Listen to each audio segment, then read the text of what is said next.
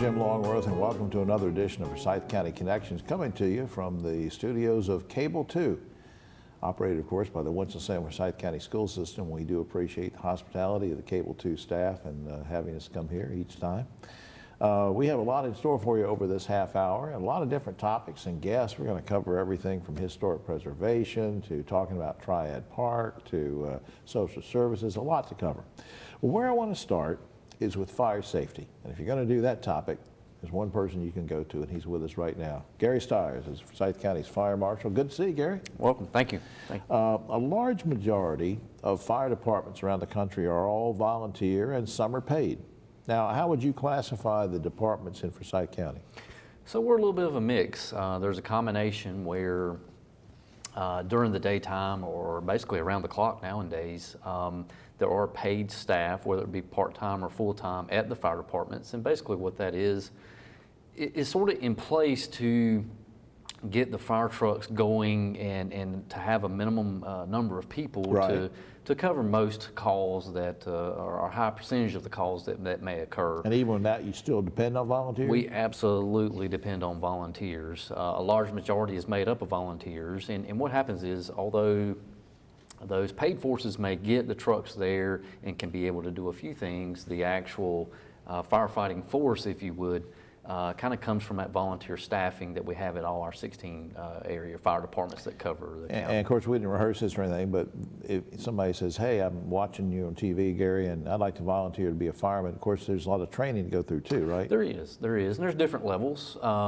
Basically, anyone can volunteer, and we would use their strong skill set. So if it's IT, it may be that we could use that skill set to help us in social media, getting out of websites, getting information out to people, and that is helpful to prevent the incident from occurring. Right. That's good. Yeah, that's a good point. I didn't think about that. What areas of the county do your departments cover? So, most folks are familiar with the town limits, like Winston-Salem. The Winston-Salem Fire Department covers that area. Kernersville, the Kernersville Fire Department covers that area.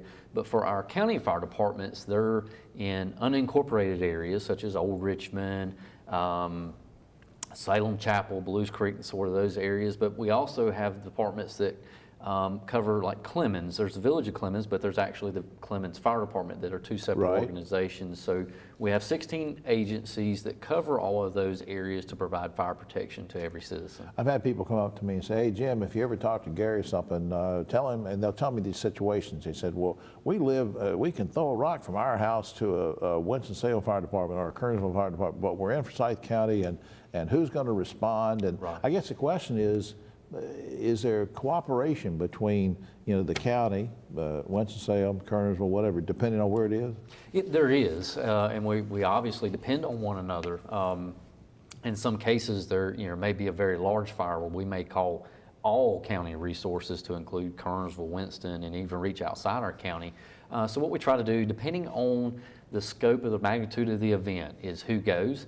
It may be a medical issue, or maybe just EMS goes, or it may be a critical medical issue where fire and EMS goes at the same time to get to help to our citizens as fast as possible. You sent me an email one day about something. You used the phrase suppression program quickly. Sure. What is that? So obviously the fire departments depend on volunteer staffing, but to help that, the county has developed and actually has been in place since 1951, a supplemental program that the county helps those volunteers as well, where we send folks to help them as well, because manpower, personnel staffing is so critical in some of these events like major fires, CPR medical events where there's labor intensive calls. We send help to help out to make sure that there's the needed manpower that can arrive effectively. And you've been in the fire business. I don't want to say fire business. That sounds horrible.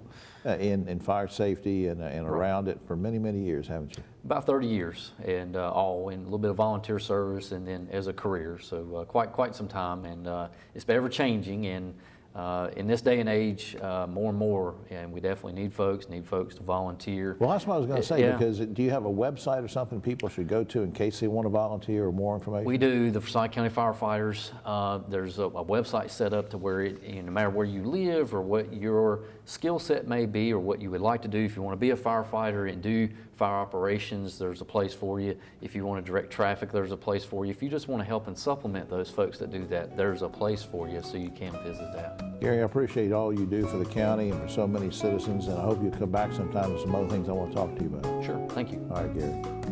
We'll be right back after this. Unlike other health concerns, mental illness is not always easy to see. DEPR. Mental illness doesn't show up on a scale. Bipolar? Sorting out a mental health concern takes professional diagnosis and treatment. Anxiety. I thought so. If you or a loved one has a mental health concern, don't go it alone. For 24-hour free and confidential information and treatment referral, call 1-800-662-HELP. Learn more at samhsa.gov/support. Back now on Forsyth County Connections. I'm so glad you stayed with us. I'd like to talk about social services for a few minutes, and there's no better person to do this than this very special lady who's with us right now. Christine Dowdell is Social Services Director for Forsyth County. Welcome to the show. Thank you. Glad to be here. You're new to that particular position, but not to the field of social services for which you have dedicated your life, and I want to ask you about that. Why did you choose this career path? Actually, I see my mom be a social worker. She didn't have the college degree, but she was always helping people, and I enjoyed that even from a young age, just helping people and helping them improve their lives. So I'm passionate about it, been doing it almost 30 years. And On state and local levels, right? State and local, and also private level, private practice, private nonprofit. Right, and I think you told me off camera too, along the way you've trained folks to work in social services, and I just think it's such an important thing. Can you give folks an idea of what size budget you have now and how many employees are under your direction, just so they get a feel for that? Right. So we have approximately, we have over 500 employees, so it could be sometimes about 514. And the budget that we usually have annually is about 50 million. However, sometimes the state with COVID funds, they'll add more to our budget funding. And so we had an emergency rental assistance program, and that we received $33 extra million. So for this fiscal year, it was 83. Right. But it's normally around 50 million or a little over that. Can you give me we could do 4 hours on this, but can you give me just a few examples of services that are provided under the auspices of social services? Give me a couple examples. So we have mandated services and non-mandated services. So we have Medicaid. Anyone's eligible to apply for Medicaid. We have food stamps. Now, is that on income level? It doesn't matter about age? Or? Yes, it's on the income level. There are certain eligibility requirements, but I always encourage people to apply and then see if you're eligible. I'm sorry to interrupt. No, that's fine. That's fine. And then we also have food stamps for people that are eligible for food stamps, and we provide emergency assistance food stamps as well. We also provide services to the adults. We have adult protective services program, so anyone can make a report in regards to any suspected adult abuse. We also provide services to the adult if they're in need. We have some adults that are wards, basically, and we provide and responsible for any type of management for them. Child protective services, and that's the most commonly known one. Foster home and licensing and adoption. We also provide services for children that have aged out of DSS custody, our 18 to 21 program. Now, you've often, I think off camera, described social services as state supervised but locally administered. What does that mean to those of us that need your services? Right. So that just basically means that the state, with the assistance, of course, with the federal government, the state says, okay, here are some mandated programs, funding, and they establish the policies and procedures in which we are governed to follow. And so each county, because you have 100 counties, each county has to administer those programs independently. And the funding is also based different on the population. So we have to follow state guidelines, federal guidelines, and then the county has their own set of guidelines as well. Before we run out of time, just curious, any particular challenge that your department faces maybe these days? Currently, like a lot of counties and a lot of different places, we are struggling with our work staff shortage, the vacancies that we have. Of course, we still have to provide those services, but with the number of vacancies because of COVID and just the workforce, that is creating a dilemma, but we still have to provide the mandated services, and we still continue to do so. So you're looking for folks that Yes, are we're looking qualified for to come folks. in. Yes. That brings me to this. Is there a particular website or anything that would be helpful for people to know if they want to avail themselves of your services, or maybe work for you or whatever? Is there a website on that? Right. There's a website. You can go through the Forsyth County Department of Social Services and or the local government. So you have all of our positions posted. We're also having a job fair June the 7th, and we're trying to recruit people. And I always try to recruit anytime I'm anywhere. Absolutely. So Christy, we need the help. thanks for all you do. Thank you. All right. We'll be right back after this.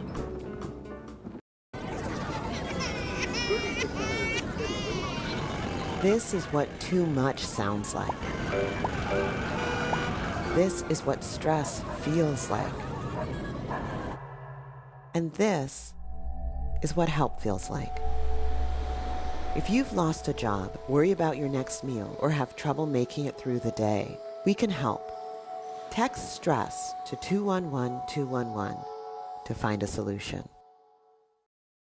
Back now for Forsyth County Connections, and we're welcoming a first-time visitor to the show, but this is kind of awkward because she really just runs the world. I mean, Ashleigh Sloop, her official title is Clerk to the Forsyth County Board of Commissioners, but you run the whole county, don't you? I mean, you keep everything going, don't you?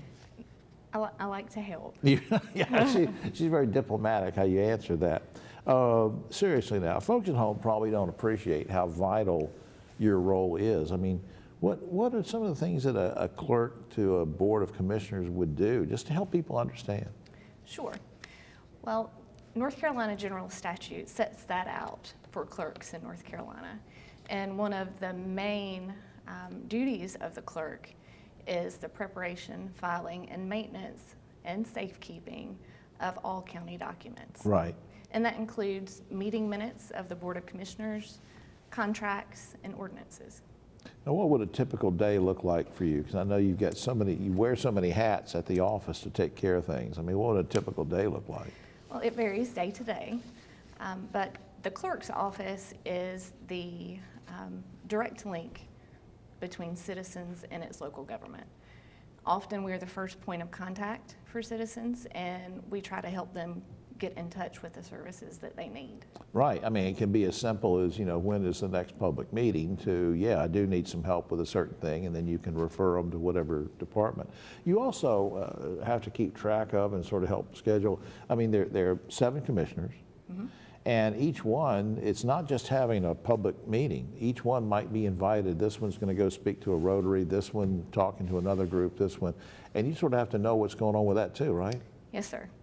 And it can be a little overwhelming sometimes. However, technology is very useful. Yeah. And also just plain old-fashioned communication, from sticky notes to phone calls to text and emails. They're all necessary. Reminding the commissioners, 'cause I'm old-fashioned, you'd have to give me a sticky note, remind them where they need to be and how, because these meetings are important with citizens. I mean, just as important in many ways as the public hearings, and I think that's important. Now, here's something I didn't realize until Dudley Watts was telling me off camera, and and I think I was reading one of your emails one day, that in your position, you try to keep track of and coordinate volunteer opportunities for just regular citizens of the county like me. Now, what does that mean? What's that all about? So Forsyth County has 47 volunteer boards, and some of them are the Animal Control Advisory Board, Health and Human Services Board, and the City County Planning Board. And so we manage those appointments, and one of the ways we manage them is through quarterly appointments by the Board of Commissioners. All of the volunteer appointments are open to Forsyth County citizens, and applications can be found on our website. Do you have to have certain qualifications? I mean, when they contact the clerk's office and, they say, hey, Ms. Sloop, I love animals, I like to be on it's fine to love something or to know about something, but don't you have to have certain qualifications, or how do you determine that? Some of the boards do have capacity requirements. For example, the Health and Human Services Board, there is a seat for a physician. So you must be a physician to apply for that seat. Is it difficult, just as a regular citizen like myself, is it difficult to apply to be on a particular board that we have an interest in, or is it pretty streamlined, or what? It's very easy. There are two ways. As I mentioned before, on our website, there's an online application. And for folks who do not have access to the internet, we have paper copies they can fill out. And now I know we have a general website here that we talk about on the program. Is there any other website or phone number or something people should go to, say if they want to volunteer? Sure, if they want to volunteer, they can call our office directly at 336-703-2020. All right, I'm going to have you give that phone number again too, in case anybody wants to write it down. 336-703-2020. And I'm still convinced that you run the whole county, but you know, No, that's, sir. no, you're modest. Thanks for all you do to keep things straight and keep things moving. It's important that we know what's going on with county government, and I particularly appreciate what you're doing to help people volunteer and get active in their own government. I appreciate that. Ashleigh, thanks for everything. Thanks for having me. We'll be right back after this. There's so much to see in this life's journey, and the view just keeps getting better. But untreated hearing loss can put us at risk for missing out. Stay connected so you can keep doing what you love. Get a hearing health check every year. Back now on Forsyth County Connections, let's talk about history, shall we? More specifically, historic preservation, and to do that, we brought in an expert. We flew her in from wherever, I don't know, from a couple miles away. Michelle McCullough, Historic Preservation Officer for Forsyth County. Welcome to the show. Thank you. Thank you for inviting me. What's the role and the mission of the Historic Resources Commission, in case people haven't heard of the commission? So the Historic Resource Commission, they are to enrich and protect our cultural, historical, architectural, and archaeological heritage. And they do this by identifying and designating and protecting historic resources. So I guess when I say historic resources, that's anything from like bridges to cemeteries to buildings. That's right, cemeteries. I read about one of those things protected. Now I'm going to ask something that's going to make you mad, but I'm just going to play devil's advocate here. I've actually heard somebody one time say on the news or something, and they said, "Well, I'm really not interested in old buildings or old this or whatever." I mean, why is this important for the entire community to protect these things? I always say I consider it part of an onion. You know, our community is made up of so many things. In the past, in our architectural history, that cemetery history, the bridges, the roads, all of that sort of thing. If you lose that, you lose a little bit of your identity and you peel away a portion of that onion. I think we want to keep as many parts on, and we want to grow bigger onions. We want to grow for the future, because I think a lot of people think historic resources and people that are preservationists, we want to stop growth. No. But we want to protect what's important and what helps give us an identity. It makes us special and different. I love Charlotte, but we don't all want to be Charlotte. We don't all want to be shiny and new. We want to keep our Reynolds headquarters that says, this is who helped make us. This Repurpose things Exactly. and do it the right way. What was it the late Lord Kenneth Clark said one time in his documentary on civilization, that you can tell most about a civilization from the past by its architecture, for example. And it tells stories. How do I know if something's a historic property? Are there technical guidelines? So say I buy a property and say, this sort of looks like a historical. How do I know? Right, and there's so many levels of designation in our world. We like to make it a little bit confusing, so there has to be experts. But no, the standard age, everyone asks, how old does it have to be? Kind of the threshold usually is 50 years or older, unless it's super significant. And we've had a couple of those here in Winston. The Wachovia Tower, the big streamlined modern building next to the Reynolds headquarters, that actually got listed on the National Register of Historic Places before it turned 50. So that was a significant thing because of its importance. It was the tallest building in the state at one time. It was the best of its architectural style, and that sort of thing. I didn't think about that, yeah. But like your everyday household, how do you find out? There's many layers. You can be in a historic district that again is listed on the National Register. You could be in a local district, and we have 3 of those here in Winston-Salem, Old Salem, Bethabara, and West End.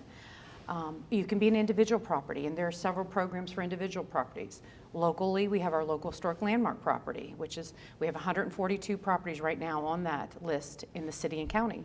But you can also be listed on the National Register as an individual property. Is that a benefit? So, to be listed, there are 2 criteria, just so I don't kind of why and No, how. yeah. You have to be significant, and you have to have integrity. And integrity Well, is that lets dealing. me out. I'm neither significant or have integrity, but And it deals with that physical being, that physical building or space or whatever it is, Right. sphere or whatever.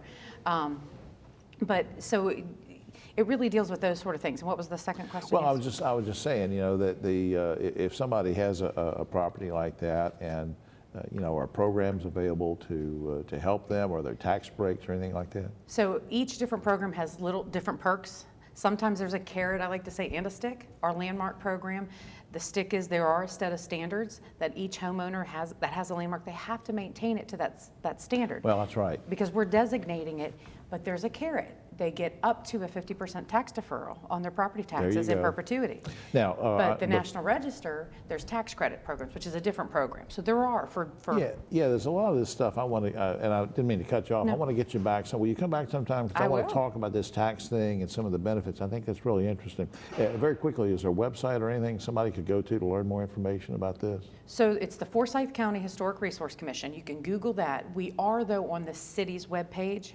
So if you go to the city's webpage and put in the Historic Resource Commission, it will come up. So, Okay. and you can Google my name. We come up.